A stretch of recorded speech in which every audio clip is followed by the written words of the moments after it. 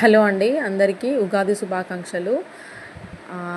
నేనైతే ఈరోజు ఉగాది వ్లాగ్ అయితే నేను ఆల్రెడీ షూట్ చేసి పెట్టాను. బట్ అప్లోడ్ చేయడానికి టైం పట్టిందండి. సో మా ఇంట్లో అయితే ఫెస్టివల్ చాలా బాగా జరిగింది. పొద్దున్న ఉదయాన్నే లేచేసి ఇంకా స్నానాలు అవి పూర్తి చేసుకొని గుమ్మాలకి తోరణాలు కట్టడము, ఇంకా కడిగి బయట మొత్తము వాష్ చేసి ఇల్లు అవన్నీ శుభ్రం చేసుకొని బయట ముగ్గు కలర్స్తో చిన్నగా అట్లా వేసుకున్నామండి. మంచిగా నీట్గా కడిగేసి చేసాము. ఇదంతా మా ఏరియా. మేమైతే పురాణిపేట్ జగిత్యాలో ఉంటాము. సో ఇక్కడ వచ్చేసి ఇల్లంతా మొత్తం కడిగేసి పెట్టాను. నా పనులైతే 9 వరకల్లా పూర్తయ్యాయండి. తర్వాత ఇంకా స్నానాలు చేసేసి అందరము దీపం అయితే పెట్టాము. ఇక్కడ పూజ అయితే కంప్లీట్ అయిపోయింది. ఇంకా తోరణాలు అవన్నీ చూడండి. ఈ ఉగాది అంటే మనకు కొత్త తొలి పండుగ కదండి. సంవత్సరానికి చాలా బాగా సెలబ్రేట్ చేసుకుంటారు అందరూ. ఈరోజైతే పిండి వంటల కోసం అని చెప్పేసి ఇంకా అన్నీ ప్రిపేర్ చేసుకుంటున్నా. ఇవాళైతే ఉగాది పచ్చడి లేనిదైతే అసలు ఎవరు సంవత్సరాన్ని స్టార్ట్ చేయరు కదా. సో నేను కూడా అలాగే ఉగాది పచ్చడి కోసం అని చెప్పేసి 6 రుచులను కలయగలిపినట్టుగా మన జీవితంలోని ఏదో ఒక అంటే 6 ఫేజెస్ ఉంటాయి. అలా అన్నీ కలుపుకొని మనము మిక్స్చర్ లాగా మన లైఫ్ని కూడా సాగించాలి అనేది ఒక ఉగాది పచ్చడి యొక్క ఇండికేషన్. సో ఆ విధంగా నేనైతే తీసుకొని దీన్ని లైఫ్లో కూడా ఇంప్లిమెంట్ చేసుకుంటాను. సో ఇక్కడైతే ఉగాది పచ్చడి ప్రిపేర్ చేస్తున్నాం. దీంట్లో ఫస్ట్ చింతపండు రసము నానబెట్టుకొని కొంచెము దాని రసం తీసుకొని తర్వాత కారం, ఉప్పు, మిరియాల పొడి, అలా చిన్న మామిడికాయ ముక్క, వేప పువ్వు, ఇంకా కొందరు వేసుకోవాలనుకుంటే శనగపప్పు, పుట్నాలు అట్లా కూడా వేసుకుంటారు ఉడకబెట్టి. సో ఇక్కడ వేప పువ్వు వేస్తున్నాను. నెక్స్ట్ వచ్చేసి బెల్లం కూడా మనకు స్వీట్కి తగ్గట్టుగా బెల్లం వేసుకొని ఈ 6 రుచులని మంచిగా కలిసే విధంగా కలుపుకొని దేవుని దగ్గర నైవేద్యం పెట్టి మనం ఇంకా ఉగాది పచ్చడి టేస్ట్ చేయడమే అండి.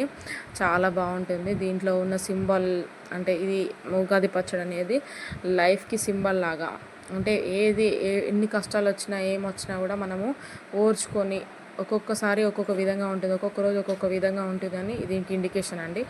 ఒకటేసారి హ్యాపీనెస్ రావచ్చు, ఒకేసారి సాడ్నెస్ రావచ్చు, అన్నీ కలయగలిపినట్టు ఉంటుంది జీవితం అనేది దీనికి ఇండికేషన్. సో ఇక్కడైతే ఉగాది పచ్చడి అయితే ప్రిపేర్ చేసాము. ఇంకా చాలా బాగా దేవుని దగ్గర అయితే నైవేద్యం పెట్టేసి మనం తర్వాత టేస్ట్ చేసాం. చాలా బాగుందండి. మీరు కూడా చేసుకున్నారా? ఇంకా తర్వాత అయితే ఇంకా మామిడికాయల సీజన్ కాబట్టి ఇంకా మామిడికాయల పులిహోర చేయమని మా బాబు అడిగేసరికి నేనైతే ఇక ప్రిపేర్ చేస్తున్నాను. సో మామిడికాయ అయితే ఫస్ట్ తురిమేసి పెట్టుకున్నానండి మంచిగా చిన్నగా. తర్వాత ఇంకా కడాయి పెట్టేసి పులిహోరకి రిస్కి తగ్గట్టుగా ఆయిల్ వేసుకొని హీట్ కానివ్వాలండి. పిండి వంటలు ఏందైతే అసలు ఉగాది ఫెస్టివల్ అసలు చేసుకోరు. ఇంకా నెక్స్ట్ ఇంకా మెయిన్గా కావాల్సింది ఏంటంటే బూరెలు కూడా ప్రిపేర్ చేసాము. బూరెలు ఏంది అసలు ఉగాది పచ్చడి ఉండదు. చాలా తెలంగాణకు ఫేమస్ చాలా. సో నెక్స్ట్ వచ్చేసి ఇక్కడ ఆయిల్ కొంచెము హీట్ అవుతుంది. ఇంకా ఇందులో ఇంకా పోపు దినుసులు వేసుకోవాలి. ఆవాలు, జీలకర్ర, శనగపప్పు, మినపప్పు, పల్లీలు, ఇలా మీకు ఏముంటే అవి ఇంట్లో. నేనైతే అన్ని టైప్స్ వేయడానికి ట్రై చేసిన. పల్లీలు అట్లా. సో ఇక్కడైతే ఆయిల్ అయితే హీట్ అవుతుందండి. మామిడికాయ పులిహోర చాలా బాగుంటుంది. మిగతా పులిహోరల కంటే మామిడికాయ పులిహోర అంటే నాకు చాలా ఇష్టం. సో ఫస్టే మామిడికాయని తురిమి పెట్టుకున్నాను. తర్వాత ఇక్కడ ఆయిల్ అయితే హీట్ అయింది. ఫస్ట్ అయితే పల్లీలు వేసుకున్నాను. ఎందుకంటే పల్లీలు కొంచెం ఫ్రై ఎక్కువ కావాలి కాబట్టి పచ్చి వాసన రాకుండా ఉండాలని ఫస్ట్ పల్లీలు అయితే వేసుకున్నానండి. కొంచెం టాస్ చేసుకోవాలి. కొంచెం హీట్ కావగానే మన పోపు దినుసులు వేసుకోవచ్చు. సో ఇలా నేనైతే పల్లి నూనె వాడాను. పల్లి నూనె వాడడం వల్ల కూడా మామిడికాయ పులిహోర టేస్ట్ వస్తుంది. సో ఇలా కొంచెం హీట్ అవ్వనివ్వండి. ఇంకా తర్వాత ఆవాలు, జీలకర్ర, ఆవాలు, మన పోపు దినుసులు అండి. జీలకర్ర వేసాను. ఇది కొంచెం చిటపటలాడాలి. తర్వాత శనగపప్పు ఒకసారి కలుపుకోవాలండి.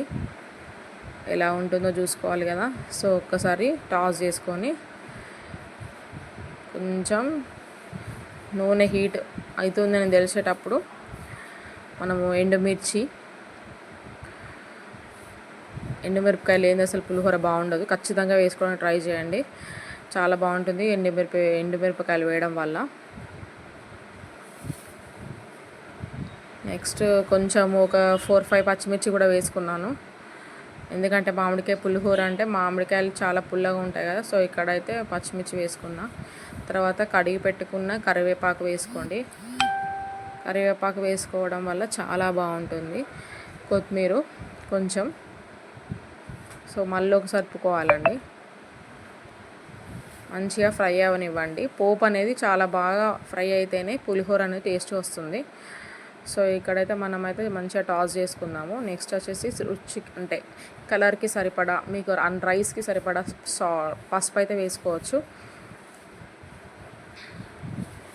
సో ఇలా మళ్ళీ ఒకసారి టాస్ చేసుకొని నెక్స్ట్ ఆల్రెడీ నేనైతే ఒక 2.5 గ్లాసెస్ ఆఫ్ రైస్ ఆల్రెడీ నేను రైస్ కుక్ చేసి పెట్టుకున్నాను. సో అదైతే చల్లార్చుకున్నాను. దాంట్లో కొంచెం సాల్ట్, మామిడికాయ తురుము రైస్లోనే వేసి కలుపుకోవాలి. సో ఇలా గ్రేట్ చేసి పెట్టుకున్న ముందే. సో దీన్నైతే మంచిగా రైస్ని మంచిగా కలిసే విధంగా మంచిగా చేయబెట్టి కలుపుకోండి. స్పూన్తో అయితే కరెక్ట్గా కలవదు. సో ఇక్కడ పోపు అయితే సెట్ అయింది.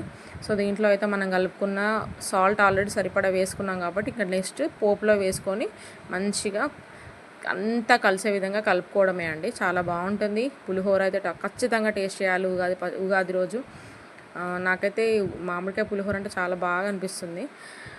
సో ఇక్కడ ఇలా ఈ విధంగా అయితే ఒకసారి మొత్తము కింద నుంచి పై వరకు మంచిగా టాస్ చేసుకొని మంచిగా తిప్పుకోవాలండి. సో నెక్స్ట్ అయితే ఇంకా బొబ్బట్లు చేయడానికి అని చెప్పేసి ఇంకా శనగపప్పు నానబెట్టేసుకొని ఇంకా బాయిల్ అయితే వేసుకొని పెట్టుకున్నాను. బెల్లం కూడా గ్రేట్ చేసుకున్నా. సో అవైతే ప్రిపేర్ చేయాలి. సో అవైతే ఇంకా వీడియో షూట్ చేయలేదు. సో ఇక్కడ వరకు అయితే పులిహోర అయితే కంప్లీట్ అయింది. నెక్స్ట్ వచ్చేసి మా బాబుకి కుడికల పొయ్యిలు అయితే వేసాము. ఈ కుడికల పొయ్యిల ఆచారం కూడా చాలా బాగుంటుంది కదా. చాలా ఎంజాయ్ చేశారు పిల్లలు. ఇంకా తర్వాత కోర్ట్ సినిమాకి అయితే వెళ్ళాము ఈవినింగ్. ఫ్రూట్ సలాడ్ కావాలి అనేసరికి వచ్చేసరికి నేను ఫ్రూట్ సలాడ్ తెప్పించి తినిపించానండి. చాలా బాగుంది taste. So thank you friends, thank you for watching.